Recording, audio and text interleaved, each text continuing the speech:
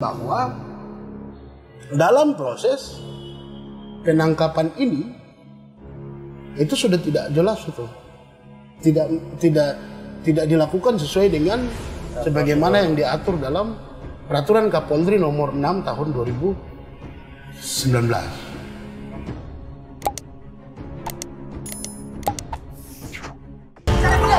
Hercules 3.000 lebih suara.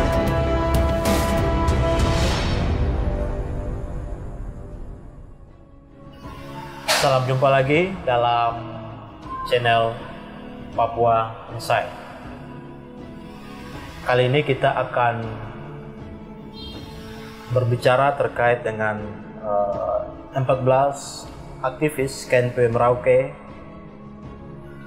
yang kemarin ya baru-baru ini ditangkap dan ditahan ya di Polres Merauke. Kemarin Koalisi Penegakan Hukum dan HAM mengeluarkan siaran pers ya, melalui koordinator litigasi yaitu Pak Emmanuel sendiri dengan judul yang begitu tegas ya, yaitu 14 aktivis KNPB Merauke korban kriminalisasi pasal makar. Langsung saja pertanyaan awal adalah apa dan mengapa sampai dengan tegas sekali Koalisi Penegakan Hukum dan HAM menyatakan bahwa 14 aktivis KNP Merauke adalah korban kriminalisasi pasal makar. Silakan. Oke, terima kasih. Selamat bertemu lagi dalam channel ini. Saya akan menjawab apa yang tadi ditanyakan ya. Yang pertama, apa yang kami tegaskan itu yang pasti tidak kemudian berdiri sendiri, namun punya dasar hukum yang jelas. Nah, untuk masuk ke menjawab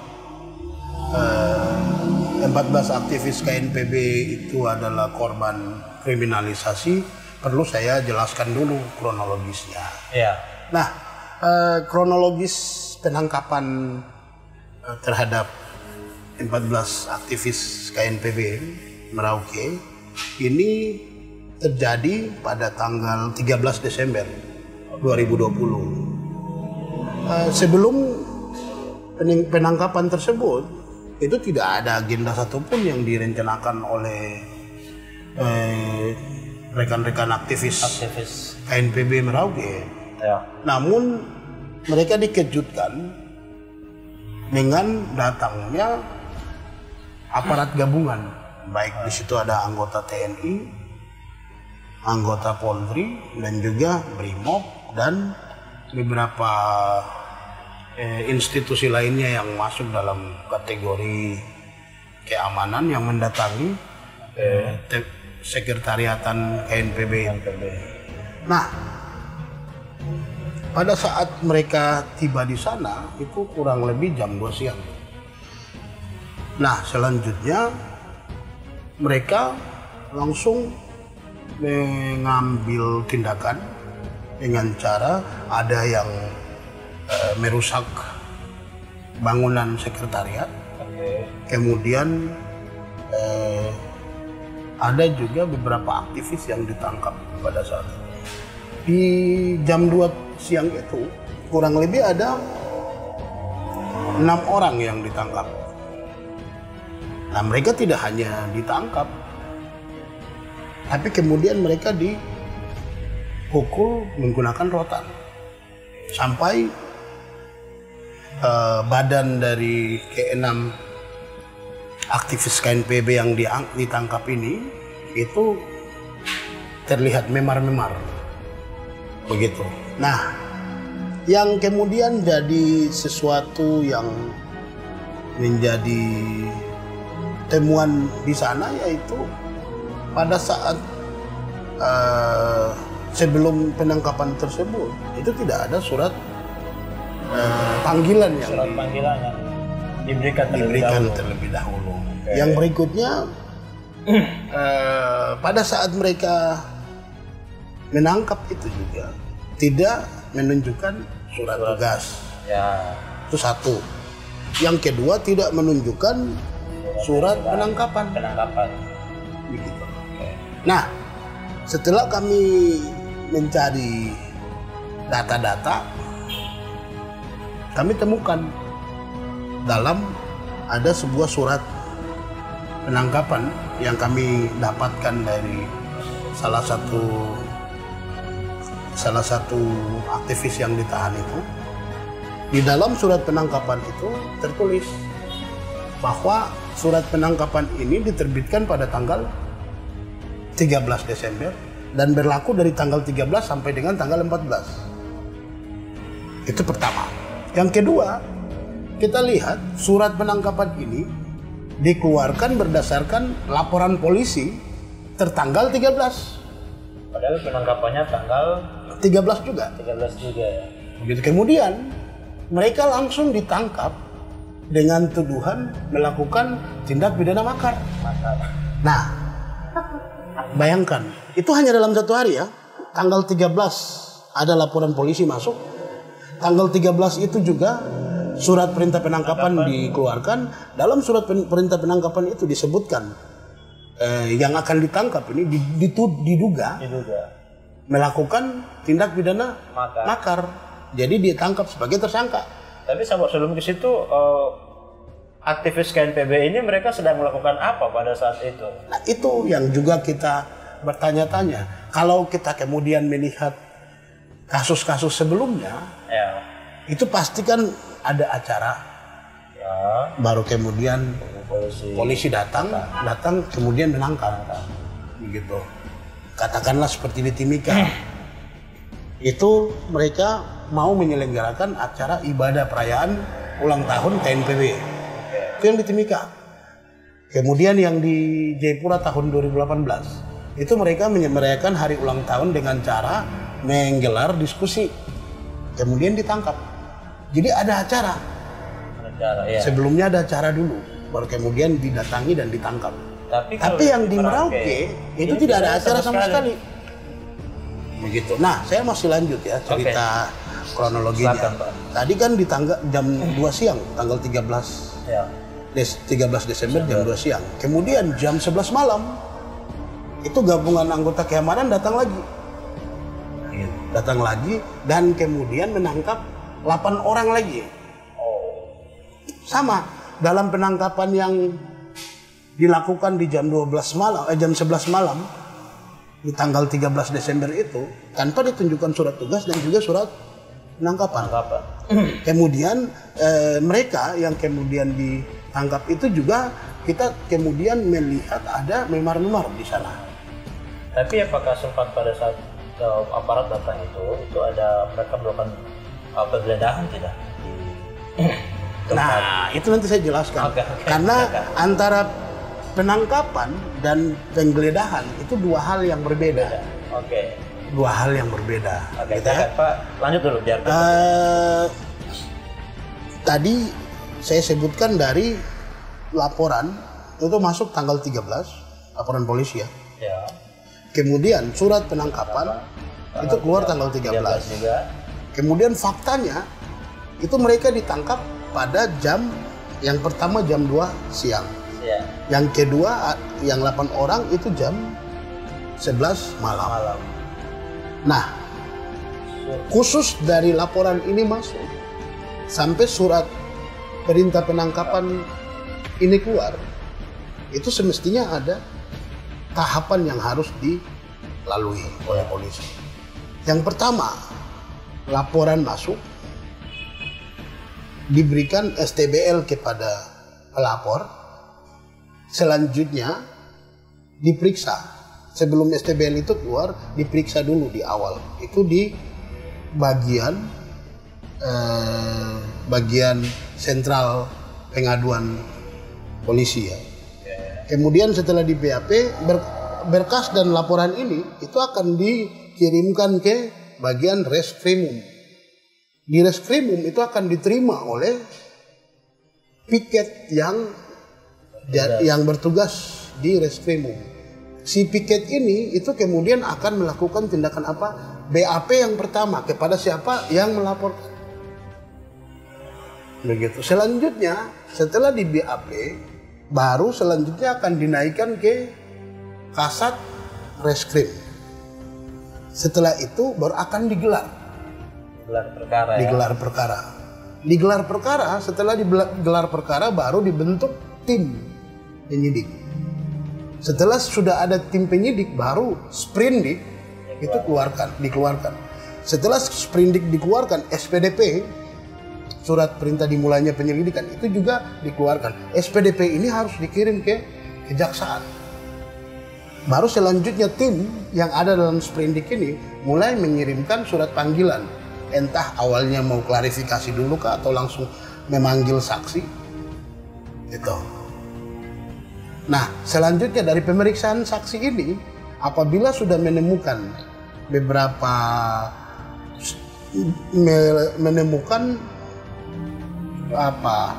titik terang dari persoalan ini, baru akan dinaikkan tahapannya. Kalau yang tadi itu masuk dalam tahapan penyelidikan. Oke. Nah, selanjutnya kalau sudah ada titik terang kasus ini kasus apa, kasus tindak pidana apa, baru akan dinaikkan statusnya menjadi penyidikan.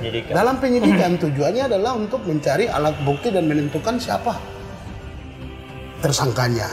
Nah, yang terjadi kalau seperti yang saya jelaskan ini, itu kan butuh waktu yang menurut Bung hanya 1 hari atau butuh panjang? Kalau saya sih 3 hari kalau 3 hari ya, kalau normalnya. Begitu. Nah, karena kan itu bertahap itu kan, prosesnya juga harus lebih secara detail juga. Gitu. Nah, hal ini itu secara jelas diatur dalam Peraturan Kapolri nomor 6 tahun 2019 tentang manajemen penyelidikan. Begitu. Jadi kalau lebih tepatnya ada pada pasal 5 sampai dengan pasal 20-an. Begitu.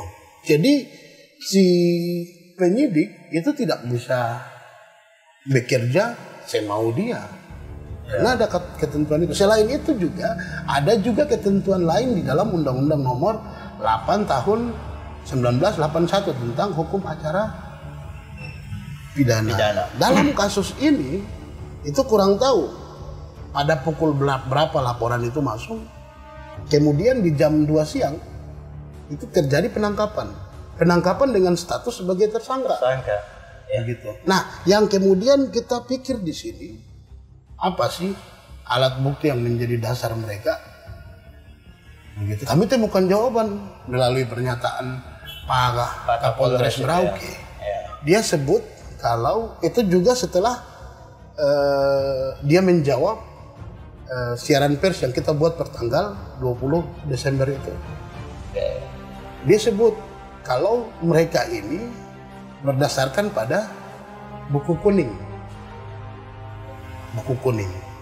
Sementara di dalam pemberitaan tersebut, beliau tidak pernah menyampaikan buku kuning itu dia dapat dari mana. Begitu. Dia dapat dari mana? Kalau memang dia ambil dari sekretariat yang dia bongkar, maka pertanyaannya adalah apakah dia mengikuti mekanisme penggeledahan? Iya. Ya kan? Kan ada mekanismenya ada penggeledahan itu. Betul. Nah, ini kemudian jawab apa yang tadi Bung sampaikan. Ya. Ada penyelidikan, penangkapan, ada juga penggeledahan. Ya.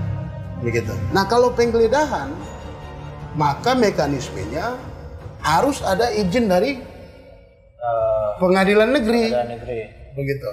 Nah, kalau seandainya buku kuning itu Kapolres sebut dia mengambil di sekretariat tersebut, maka kita akan tanya, mana surat penggeledahannya? Surat izin dari ketua pengadilan negeri setempat untuk melakukan penggeledahan.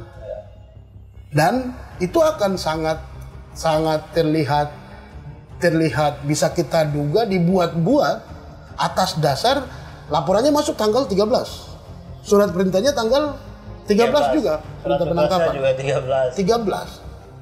Terus kapan dia ajukan surat ke ketua pengadilan untuk melakukan Penggeledahan itu. Itu artinya dia hanya memiliki satu orang saksi toh. Saksinya siapa? Saksi pelapor. Begitu. Sementara untuk kemudian dilakukan sebuah tindakan penangkapan itu selain punya satu saksi pelapor, laporan polisi ditambah dengan salah satu alat bukti sebagaimana diatur pada pasal 184 KUHP, Kitab Undang-Undang Hukum Acara Pidana. Nah, kan tadi buku kuning tadi kita masih meragukan tuh dia dapat di mana. Kalau memang dia dapat, apakah ada surat izin dari ketua pengadilan? Itu artinya kan masih dalam tanda tanya. Artinya dia hanya punya dua ini. Kemudian dengan hanya mendasarkan pada dua ini, dia bisa melakukan tindakan penangkapan. Itu artinya jelas-jelas membuktikan bahwa dalam proses penangkapan ini itu sudah tidak jelas itu.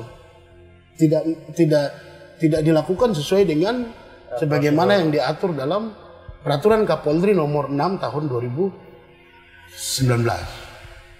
Begitu. Nah, itu yang pertama. Yang kedua, menyangkut mereka langsung ditetapkan sebagai tersangka kasus dugaan tindak pidana makar.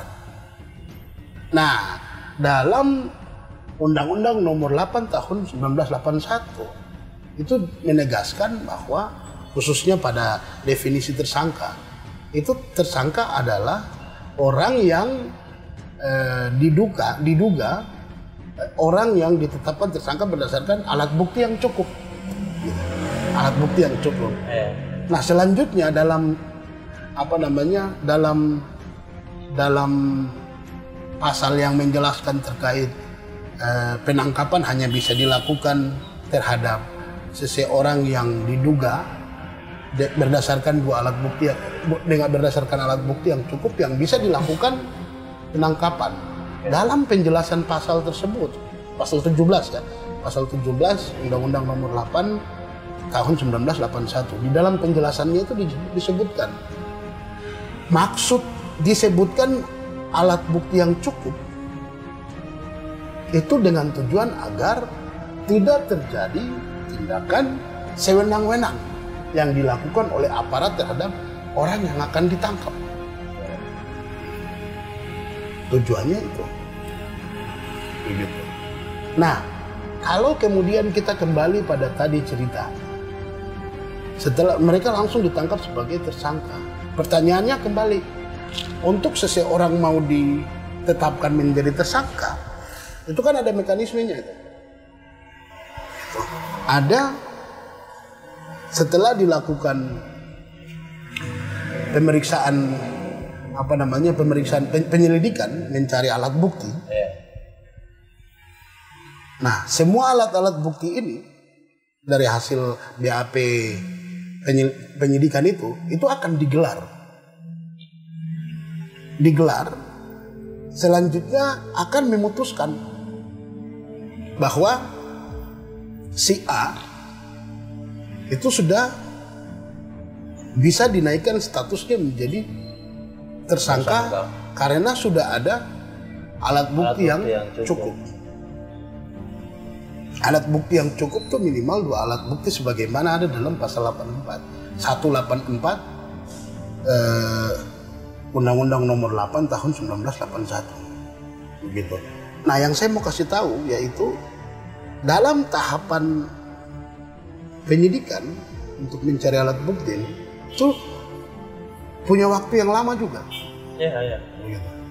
Selanjutnya setelah dilakukan penyidikan sampai masuk ke tahapan gelar perkara untuk menetapkan siapa tersangkanya, itu juga butuh waktu. Begitu. Nah, kembali kita tadi, laporannya tanggal 13. Surat perintah penangkapannya itu keluar tanggal 13 sudah. Dan penangkapan pertamanya dilakukan pada jam 2 siang. Penangkapan keduanya dilakukan pada jam 11 malam.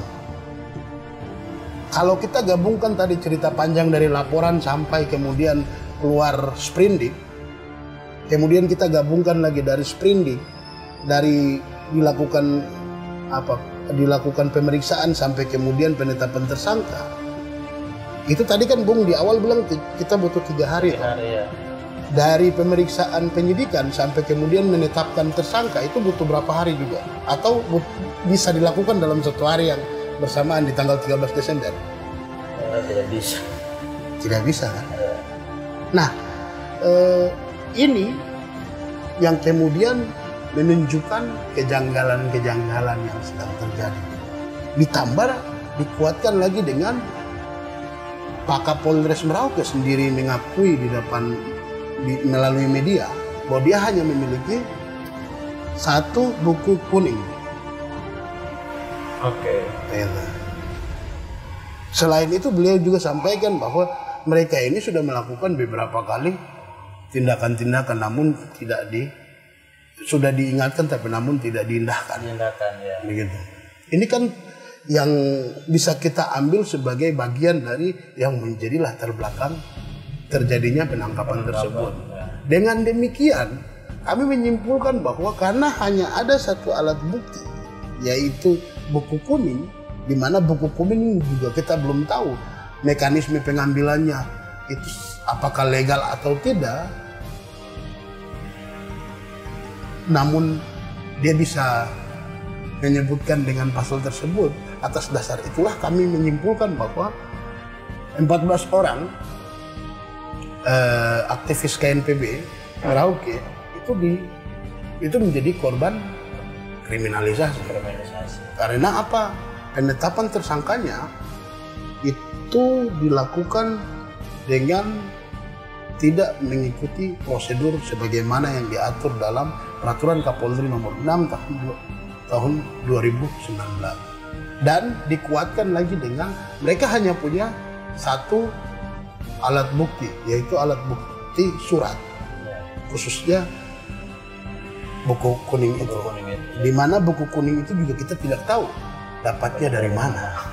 Dengan cara apa? Saya jadi ingat ke kasusnya pembungkaman ruang demokrasi, kegiatan RDP yang dilakukan oleh MRP ya, Majelis Rakyat Papua. Ya, di dalam situ kan dalam pemberitaan jelas menyebutkan ada beberapa peserta, ada salah satu peserta membawa buku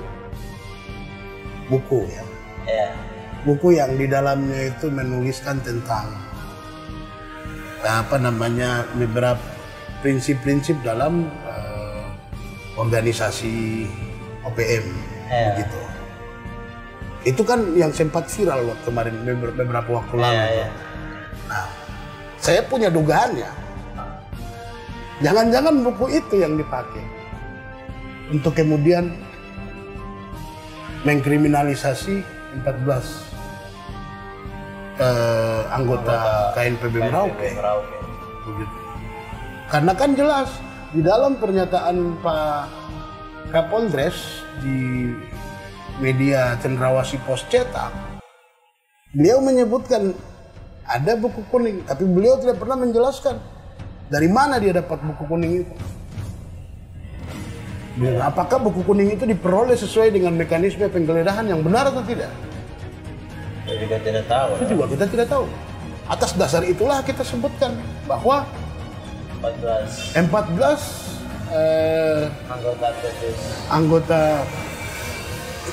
anggota KNPB Merauke itu menjadi korban kriminalisasi. Terlepas dari ini,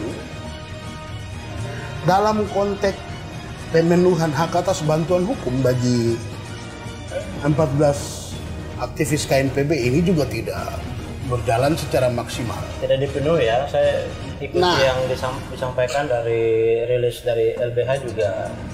Kan lewat selang berapa waktu itu baru kemudian kawan-kawan ini memberikan kuasa kepada koalisi ya. Koalisi Penegakan Hukum dan HAM. Silakan. Koalisi itu baru dapat kuasa pada tanggal 18 Desember 2020.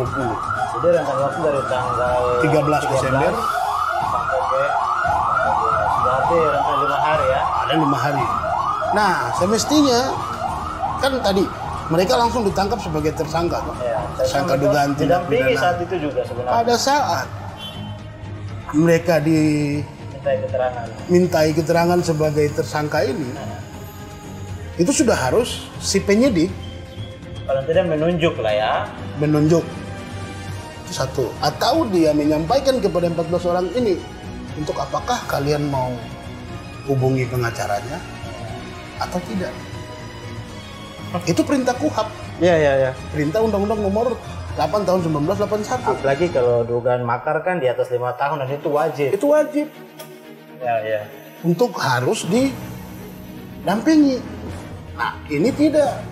Tidaknya itu terlihat melalui fakta di mana rekan-rekan koalisi penegak hukum dan HAM Papua baru menandatangani surat kuasa itu pada tanggal 18 Desember 2020. Dan itu juga tidak berjalan mulus, kawan. Oh ya, begitu ya. Mereka masih dipersulit untuk kemudian mendapatkan tanda tangan. Awalnya dibilang tunggu Pak Kapolres. Begitu. Kok bisa begitu?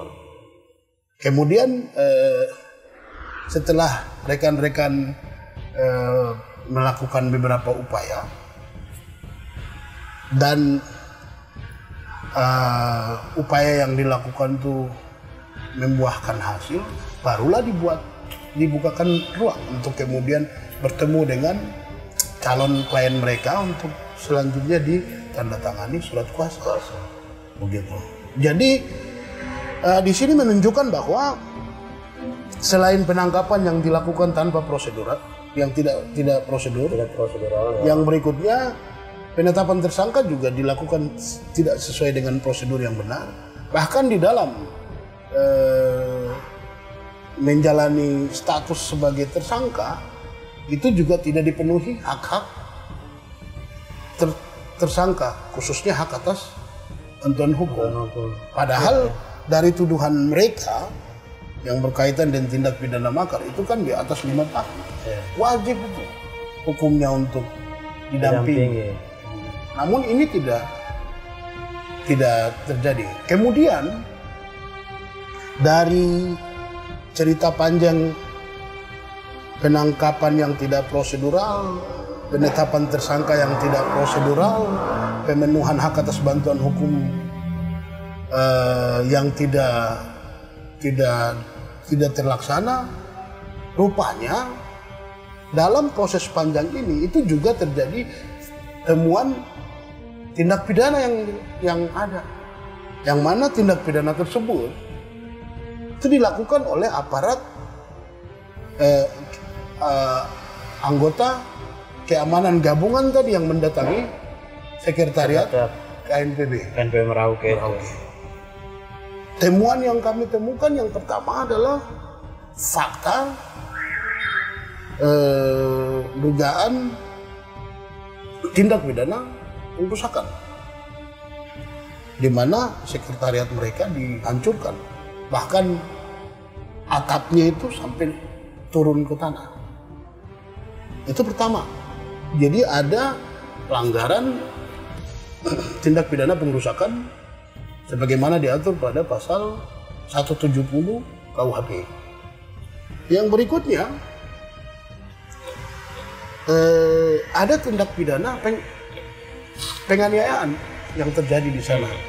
Oh ya, saya sempat lihat foto ada di belakang itu ya, bekas ada memar-memar akibat kayak tindakan pautan atau apa ya. Gitu. Luka di belakang. Ya. Ada temuan tindak pidana penganiayaan sebagaimana diatur pada pasal 351 KUHP. Yang berikutnya itu ada juga temuan penyiksaan yang dialami oleh 14 aktivis KNPB Merauke. Nah, atas penyiksaan tersebut jelas-jelas melanggar Undang-Undang Nomor 5 Tahun 1998 tentang ratifikasi konvensi menentang penyiksaan. Yang selanjutnya lagi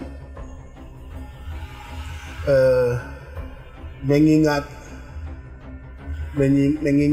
tindakan penyiksaan ini juga bagian langsung dari hak asasi manusia, di mana tindakan penyiksaan itu dilarang. Maka jelas-jelas dengan adanya tindakan penyiksaan tersebut secara langsung ada temuan pelanggaran Undang-Undang Nomor 12 Tahun 2005 tentang ratifikasi Kovenan Internasional tentang Hak Sipil Politik. Begitu. Jadi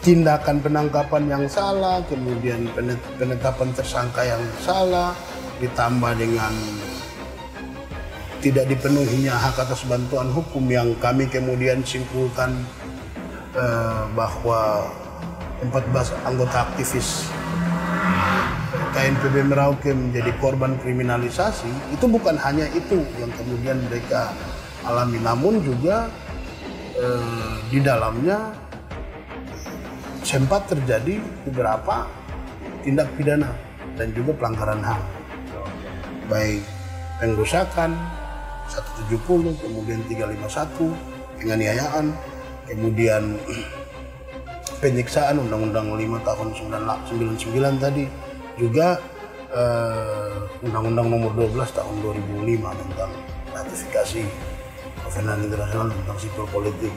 Jadi tindakan yang salah di awal melahirkan pelanggaran hukum dan HAM. Iya.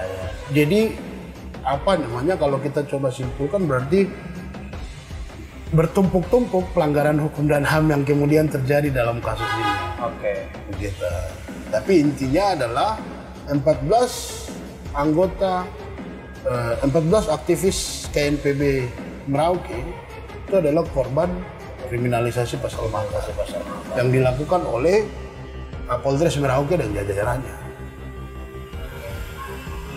Oke, baik. Terima kasih Pak Nonel buat penjelasan yang saya pikir sangat komplit sekali dan secara menyeluruh terkait dengan penangkapan terhadap 14 aktivis KNPB Merauke. Oke, mungkin begitu dan kita akan jumpa lagi dalam diskusi selanjutnya. Dan buat kawan-kawan yang di rumah, terus ikuti Papua Insight yang belum subscribe, tolong subscribe. Kalau bisa share pengetahuan ini kepada siapapun, biarlah ini menjadi pengetahuan kita bersama. Mungkin begitu, sampai jumpa di diskusi selanjutnya.